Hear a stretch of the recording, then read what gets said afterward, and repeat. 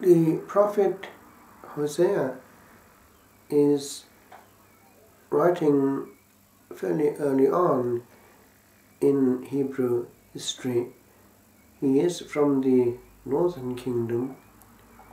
Humanly speaking, there was a certain element of tragedy in his life. He was married to a wife who obviously wasn't very faithful. This is felt to be an echo of the unfaithfulness of Israel.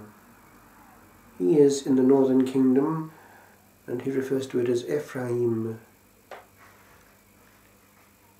He has, in the passage quoted on this Sunday, a reference to the fickleness of that people.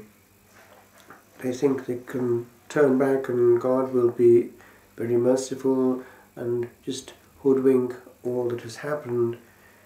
But he wants them to be coherent and not just push him away by magic formulae or sacrifices which would have an automatic effect of satisfying him. He wants the heart. I desire mercy, not sacrifice. Misericordia. The root of heart is there, the heart that is merciful and tender. This is picked up by the gospel itself. When the Lord is attacked by what the Pharisees say to his disciples regarding his openness to eating with publicans and sinners, the outcasts, the officially not acceptable, that the Lord desires mercy and not sacrifice, and he has quite a harsh word, if correctly understood, with regard to what he answers. Those who are well have no need of a physician, but only those who are ill, implying by that very fact that they are not able to see their illness. That perhaps could apply to us more than we think. The choice of Levi, Matthew, is quite surprising, given his position in society, which was precisely not very acceptable. They were working for a foreign power, but they were taken from among their own, and therefore their own would not look at them very well. And from the point of view of the application of the law, they were handling money which was somewhat tainted. We know that this had to be exchanged for pure money when it came to purchasing things in the temple area, hence the money changers. There was an inscription of Caesar on it. And so we have here the surprise choice of the Master, and the equally surprising response of the future disciple and apostle. He must have penetrated his gaze and his heart, the eyes of the Lord, which later on were to penetrate the repentant Simon Peter. He looked at him. And Matthew, Levi, when hearing this word and seeing this gaze, gets up and follows him. Indeed, this word we can take with us on this day. Follow me. The Greek is not that of the aorist, that is the action completed, but the one of the continuous present, akoluthimi. It is actually the moment continued, and therefore we are always to be following, and not just on a decisional level, which then starts and finishes. It is ongoing, for the choices are made at every moment by the will. And it is the dative of me which is used to follow after me, moi, me. And here we have the essence of it. We have to do not with a religion but a relationship. And that is why when we have to do, for instance, with people who have switched off, we have to do with a whole barrage of excuses for switching off.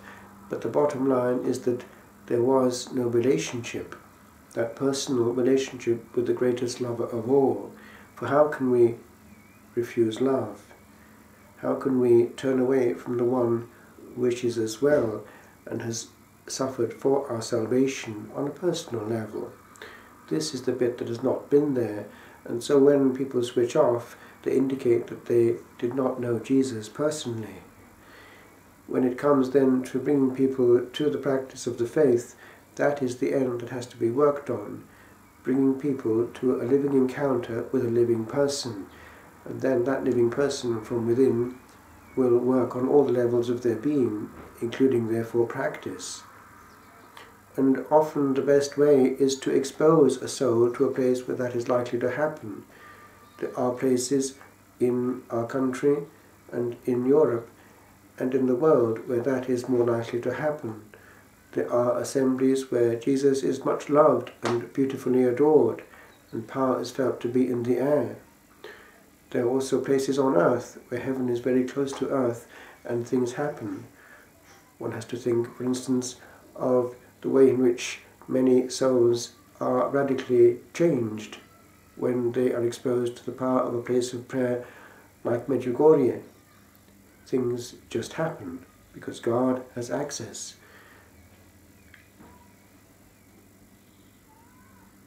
With regard to the psalm,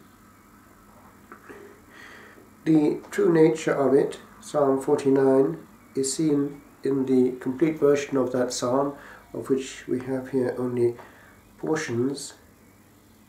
It represents the inhabitants of the world before the bar of divine justice and judgment, in the matter particularly of worship. God does not complain of their sacrifices, but rejects the primitive idea that he is nourished by them. This was something that was coming from antiquity, that the gods would be nourished by the sacrifices, as it were physically. Spiritual sacrifices are what are being looked for. So the order of the soul, the invisible, the engagement of the will, spiritual sacrifice, what St. Paul in his epistle to the Romans refers to as reasonable worship. Then God may be called upon,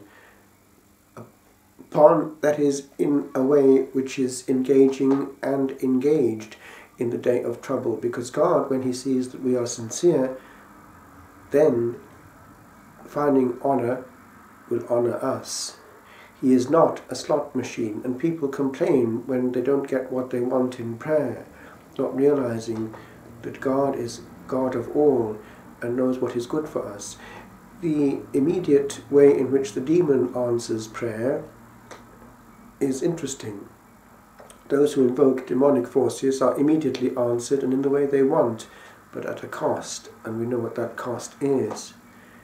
God knows better than we do, and all our prayer should be made with that virtual condition mentally placed in it, if it be thy will.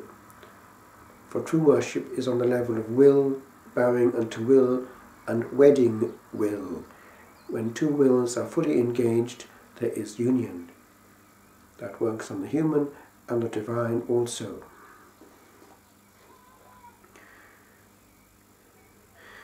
With regard to the reading from the Epistle of St. Paul, it is a part of a whole Tractatus on justification.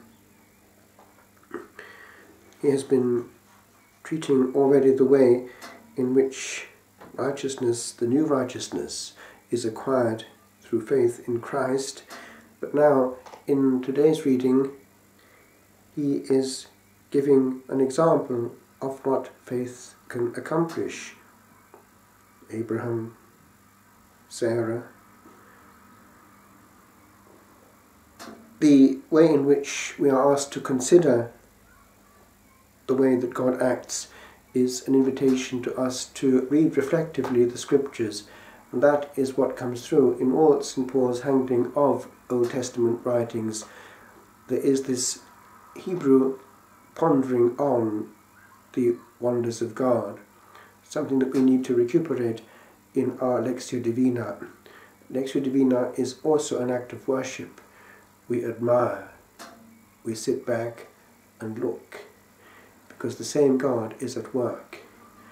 But he is working more freely when we, like Matthew, without a word, rise up and follow him.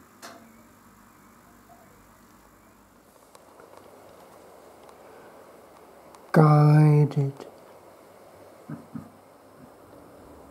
to know that we are in the will divine, that we are turning with the cogs and wheels of vast gradated order, that the whine of happenings engaged in fact reveals the act of one deep thinker. This, and this alone, can make to resonate again the song of earth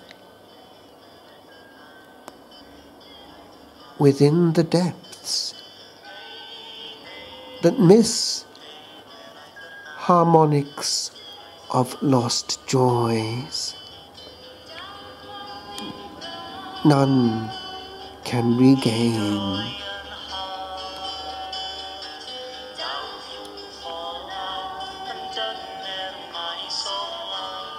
For we were happy in the simpleness of yeses all untied, and to return to thee and thee alone with emptiness that can alone be filled. This is to learn